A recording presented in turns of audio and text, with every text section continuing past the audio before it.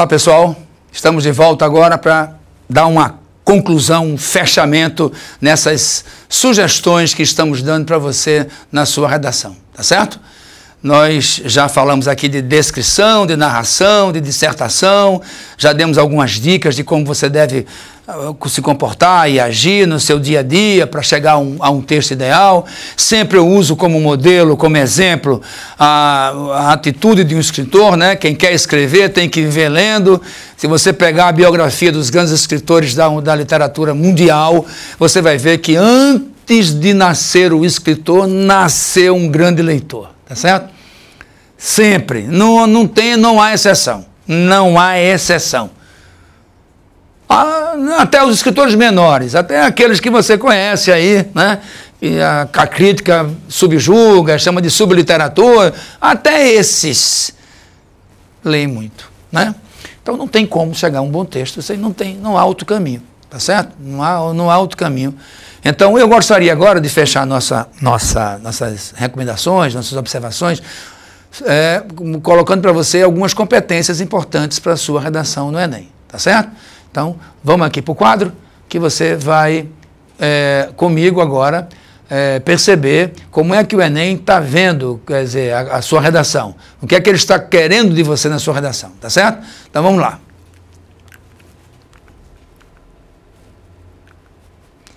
São 5 competências na prova de redação do Enem. Essas são somente 5, né?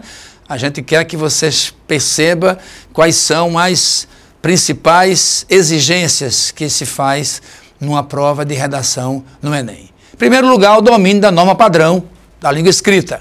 Então, essa história que eu já ouvi de muitos alunos, a gramática não importa assim. A gramática, a prova de redação, a prova do Enem é uma prova que estimula muito a leitura de texto, justamente por isso.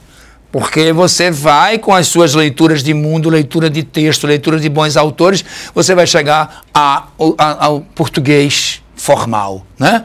A língua culta, a norma padrão. Que é bom lembrar, a redação é uma prova de português. Então, os seus erros de gramática são cobrados, são exigidos, né?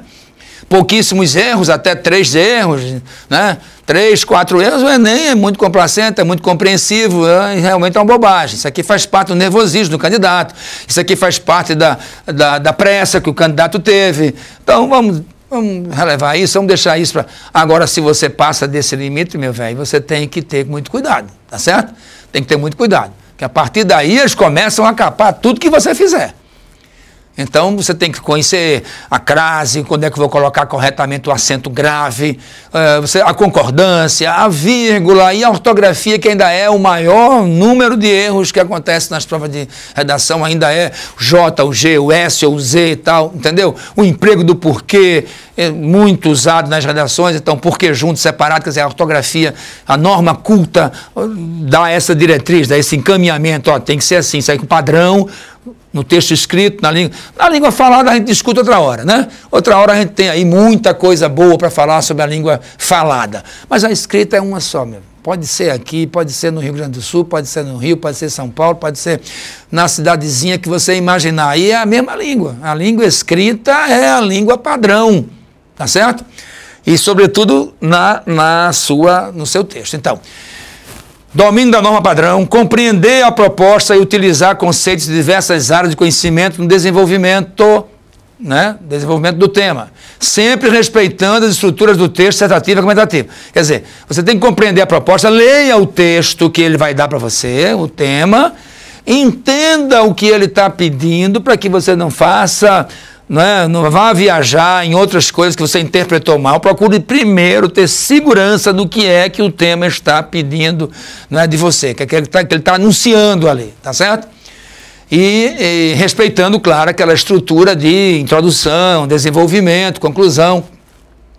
Esse tipo textual exige que haja um posicionamento reflexivo e crítica acerca de determinada proposta, ou mesmo ao expressar opiniões coerentes e claras. Quer dizer, esse tipo de texto, quer dizer, o dissertativo, ele exige que haja uma posição, quer dizer, que você tome uma posição perante ele. E que você não demonstre insegurança, instabilidade, falta de posicionamento. Não. Sobre esse tema, eu penso isso. E eu vou provar que o que eu penso através desses argumentos. Pronto, é só isso. Tem que ter uma opinião formada, tem que ter um ponto de vista exato, né? Um posicionamento reflexivo e crítica determinada, né? Determinados, tá certo? Selecionar, relacionar e organizar as ideias é de sua importância. Claro, não se vai imaginar que uma dissertação será uma bagunça, né? Você tem que ter uma organização, uma sequência, uma progressividade temática. Vai desenvolvendo, vai progredindo o texto em função, né, dos seus argumentos, etc. Né? Assim como interpretar as informações, os fatos, as opiniões e os argumentos com o objetivo de defender um ponto de vista. Tudo que você disser deve ser em função da defesa da sua tese. Qual é a sua tese? Está lá na introdução. O que eu disser aqui é para confirmar o que eu disse lá em cima. Entendeu? Isso você pode exercitar ao fazer o rascunho, selecionar quais são as ideias que constarão em seu texto e os argumentos que você utilizará para defender seu ponto de vista, né? Voltando aqui para a telinha, né, eu quero dizer a você que o rascunho é o seu maior amigo na redação. É o seu maior amigo. É ali que você vai jogar, tu sabe? Tudo que você acha que você pensa certo, errado, bom. Então, faz aquele rascunho ali, descontraído, à vontade, né? Depois você vai, seleciona, corta, muda, corta aqui, risca ali e tal, deixa a redação pronta no rascunho, pronto. Sempre sugiro que façam o rascunho de grafite, que é fácil você apagar ali o que você achou errado, sabe? E caneta fica uma borradeira, você sabe, né? Risca para cá, setinha para cá, setinha para lá, não sei o que. O que acontece? Fica aquela confusão, que você quando vai passar limpo se confunde às vezes, né? Às vezes se confunde. Ou então você tem a impressão de que a redação está muito grande, né? Porque o borrão está aquela bagunça, quando você vai passar limpo, tá, o tamanho da redação fica, né? Então, acho que o grafite te dá uma visão muito precisa do tamanho do teu texto, né? Você vai, tá errado, tá ruim, apaga, risca, escreve por cima, apaga de novo a borracha, sabe como é? Essa coisa da praticidade, pronto. Então, passar a limpo, pessoal, deve ser assim, tirar do sujo, que é o teu borrão, mas que está pronto, está definitivo, para o limpo. Então, você deve passar a limpo somente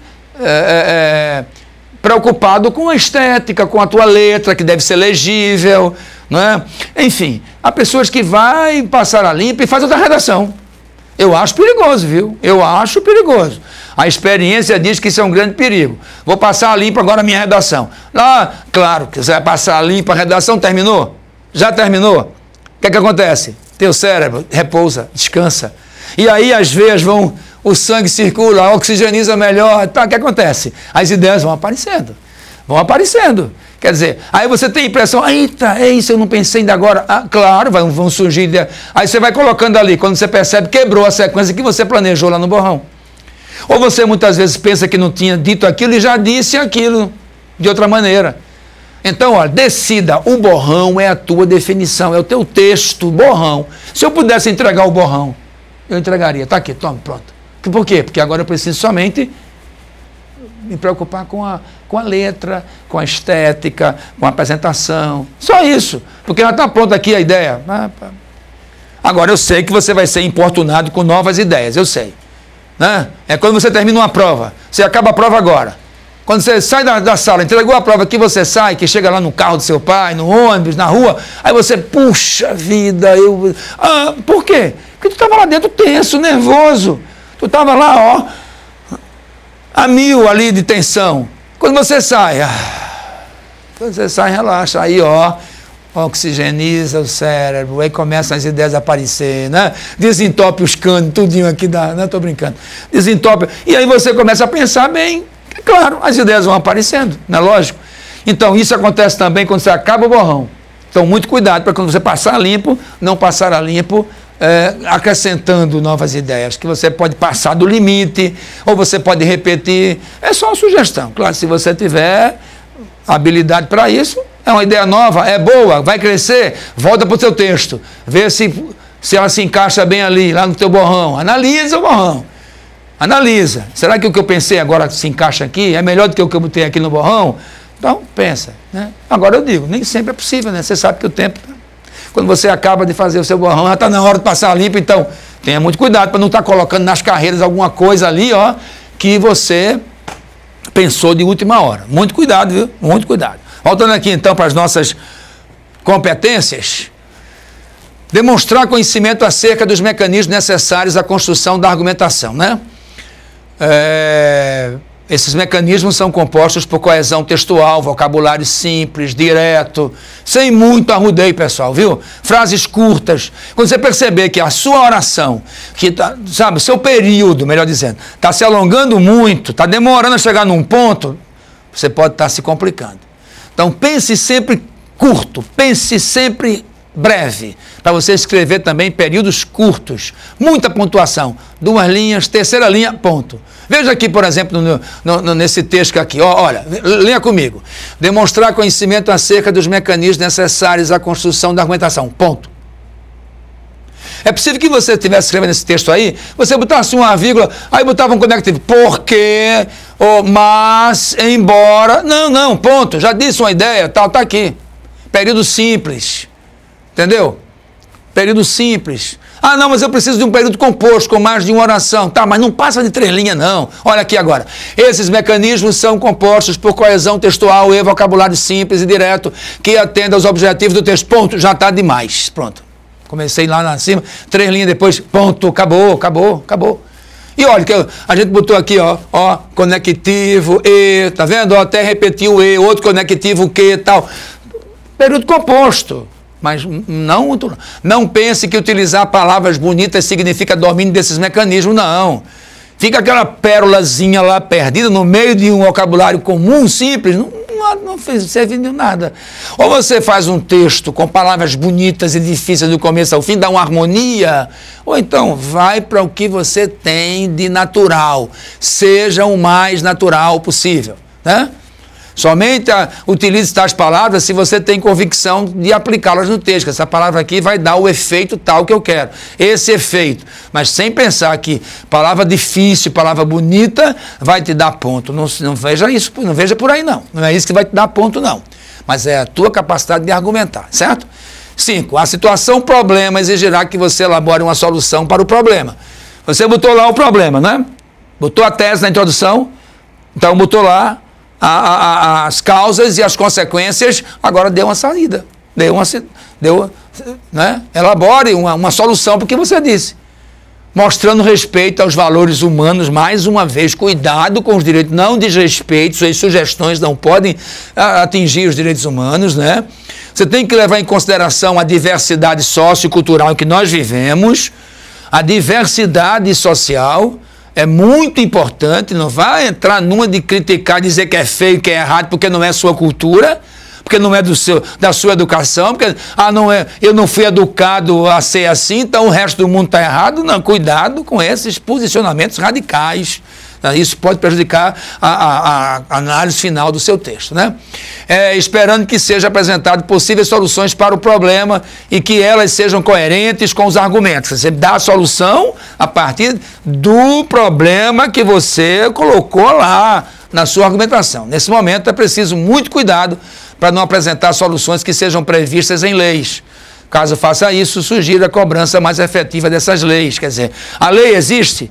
Então, se a lei existe, então você cobra o uso dela, né? Você cobra a aplicação dessa lei, né? E não sugira que essa lei deve ser feita, né? Deveria ser assim. Não, já é assim, já se faz isso.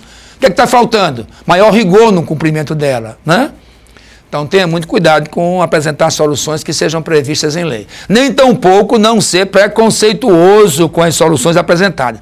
Tenham muito, discuta com seus amigos que é preconceito, procure seu professor em sala de aula para conversar, peça à direção da sua escola uma palestra, um seminário sobre preconceito, para que você pode, de repente, nem saber que é preconceituoso e está sendo, e é uma pessoa, entendeu? Acontece muitas vezes, com todos nós, vai de uma opinião sobre um ritmo musical a certas atitudes de classe social. Então, muito cuidado para não demonstrar isso na sua redação. Isso está sendo avaliado também, tá certo?